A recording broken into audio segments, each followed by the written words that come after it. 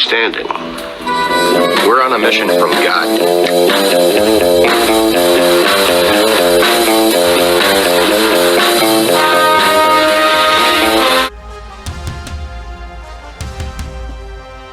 Oh boy.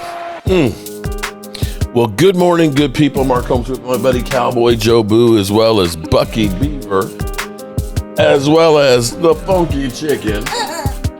And as always, I want to say thank you all for watching, commenting, subscribing, and being part of the Joe Boo Sports Report. Without you guys, as well as you ladies, you know that this literally does not work. Hope you all are having a great day. It is week. Wow, I can't believe it. Week number 7 of the NFL season. Tonight we have the Steelers going against the Cincinnati Bengals, and we'll be here live streaming. We'll be talking about the Dallas Cowboys season, what it is, what it could be, and what it eventually may not be.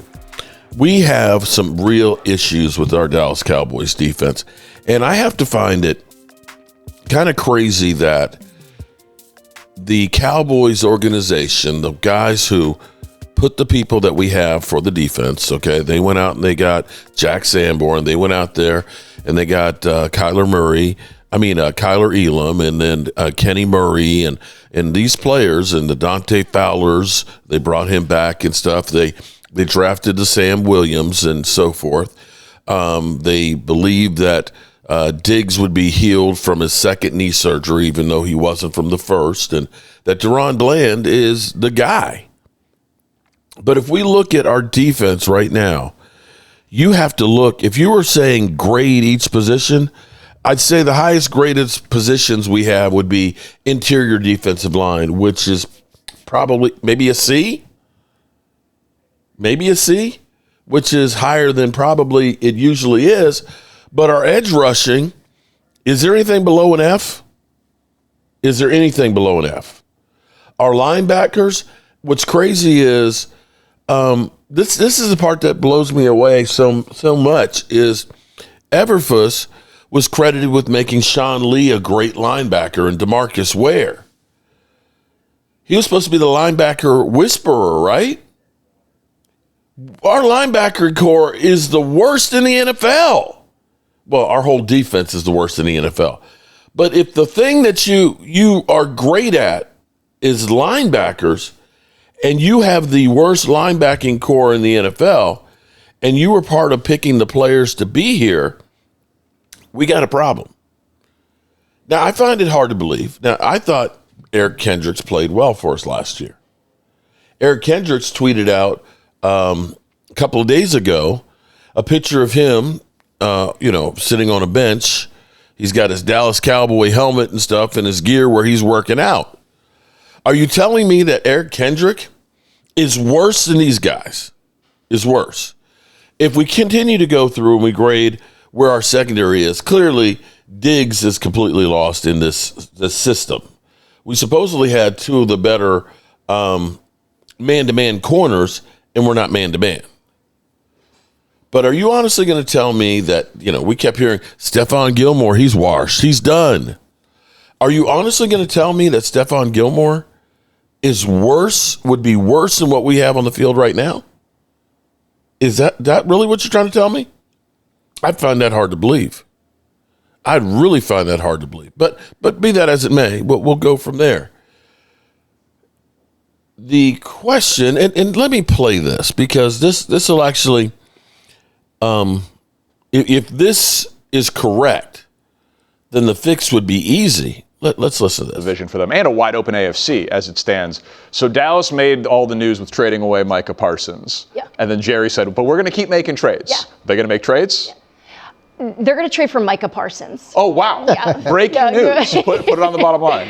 If we could throw out all the rules, that's what they should do, right? Because you take a look at where they're struggling, and it's so obvious.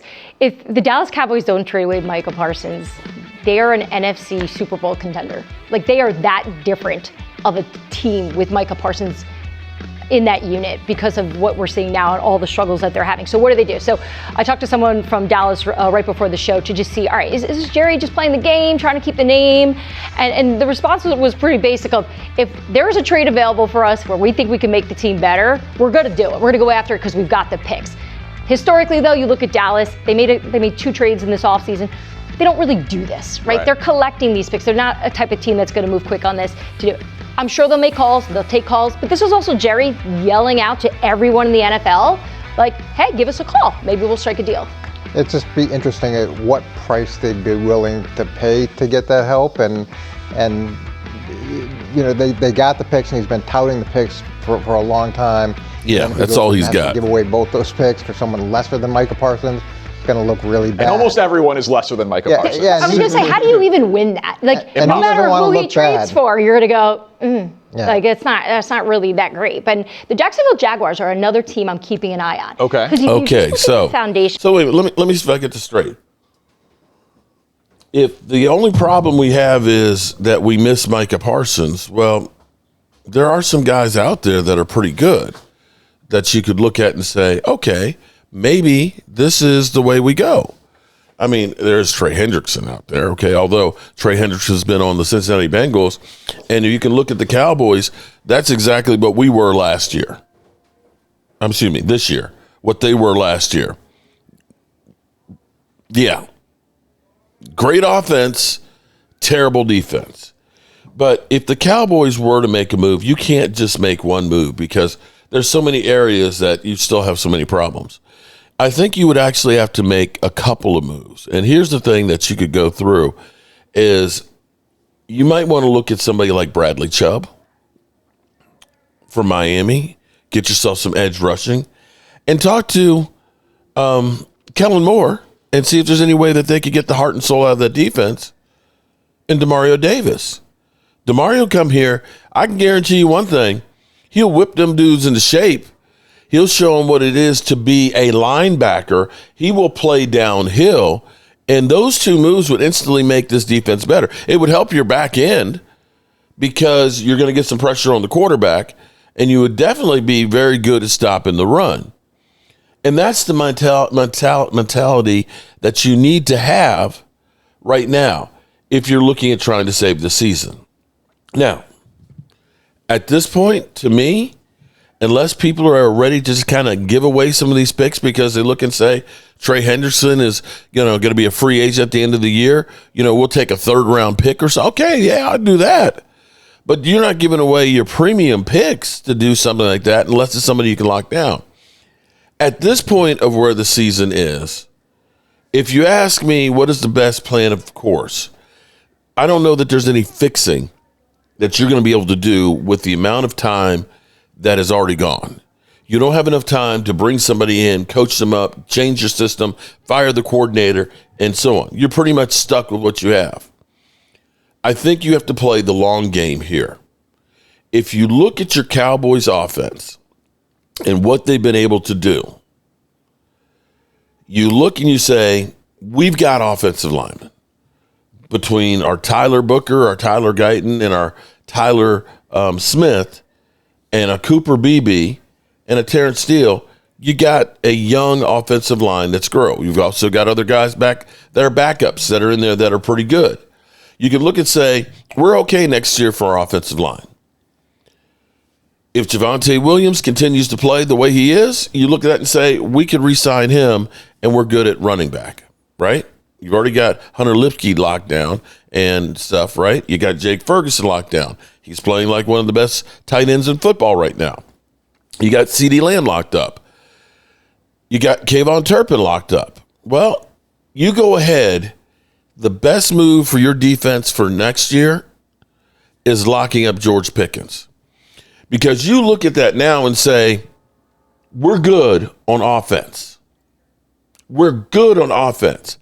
And you can go through then and say, we're going to focus in on our defense in this draft and in free agency.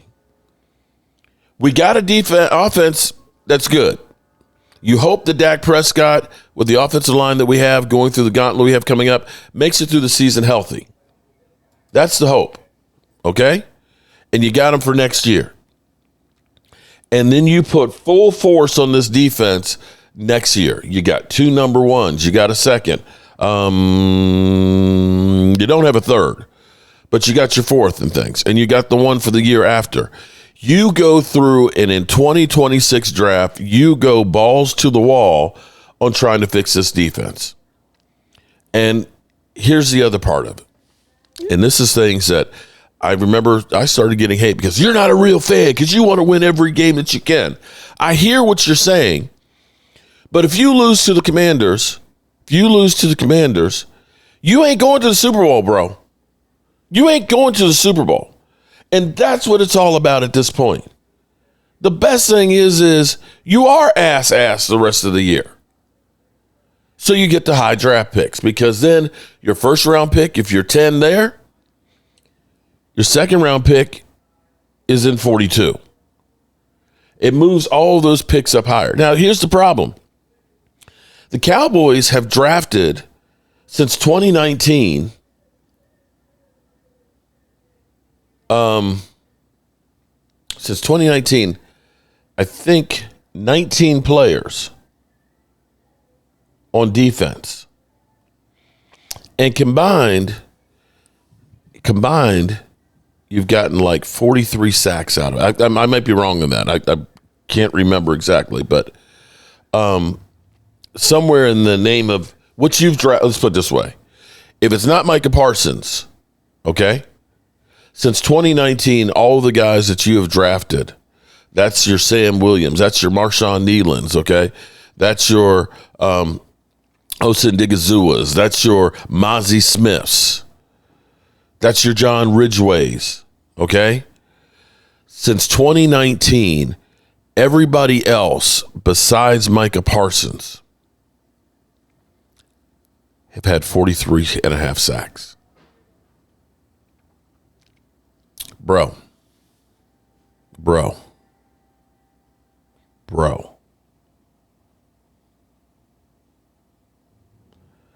That's 7 sacks a year from the guys you've drafted combined. Not one player, combined a year, not named Micah Parsons. So we got a problem drafting on the defense. We're good on the offense. We're good at drafting on the offense. We get lucky on the defense and get a Diggs and a Micah Parsons. But for the most part, we stink. We got to do better. And I don't know how we make this better. I don't know if Everfuss is the guy. But if you've got F's across the boards or F minuses, I don't know. Is there an F minus? Because we're just bad. I don't know if there's any fixing it. Now, if you look at it from the standpoint of if the Eagles lose to Minnesota and Carson Wentz, you have to think that place is going to implode. And if you beat Washington, all of a sudden you're kind of really in the middle of the mix. Maybe you do look at it and say, we're trying to salvage for the season.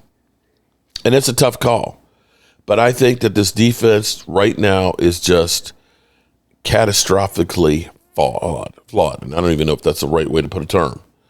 I don't know that there's any fixing this at this point. It's bad on every level. And you have players that aren't buying into it and don't believe it. And I think you're going to have major change. Your best hope is, and everybody seems to be waiting for George Pickens to implode. You know, now before it was like, oh, well, George Pickens, he's not going to want to be second fiddle to CeeDee Lamb. Okay. You know, he's going to become a problem out there. Okay, well, he hasn't. Not at all. He's been great. And then, of course, you know, well, CeeDee Lamb's gone, so now he's getting the shine. You know, he's going to wilt under the pressure. Okay. Now CeeDee Lamb's coming back. Now all of a sudden it's like, oh, well, he's not going to want to be Robin. He can't be a Robin now. He's been Batman. Okay. But what we're going to have is we're just going to have to be the greatest show on turf on steroids. You're going to have this team score 40 points a week. They're going to have to be perfect. They're going to have to be able to air the ball out to the point where Dak Prescott's arm just falls off. It's the only way you have a chance this season. So it is what it is. Washington Cowboys Hate Week is Desperation Bowl for both teams. Both teams are desperate for a win. And I see them getting done here. All right, and finally, Will, how about Commanders, Cowboys? Who you like? I like the Commanders. I got to stick with the Commanders here. They do have some question marks after the Chicago game, the way that they were Chicago was having success running the football. Washington came into that game, one of the better run defense. They were playing a lot better, especially when you look at last year. But Chicago was able to expose them a little bit in that area. I know C.D. Lamb's coming back for the Cowboys, but they still have to fix that defense. It's still broken like the McDonald's ice cream machine. So I like the Commanders here. Let's stop down on that game for a minute here. Cowboys Commanders, a big game, a very important game with both of them coming off losses last weekend in games that you figured they probably would win. So if I were to say to you to crystallize it down to one thing, what does this game come down to? Washington's defense, and they're not a playoff team unless that defense gets better. This has been a bad defense so far this year. Right now, this defense gives up 13 yards per completion. In the NFL, that's an astronomical number. And unless they get better or make a move at the trade deadline, this is a defense run-wise that's been okay. They've got matchup problems on their back end. Dorrance Armstrong's really been the guy that could get after the passer. He's got a hamstring injury.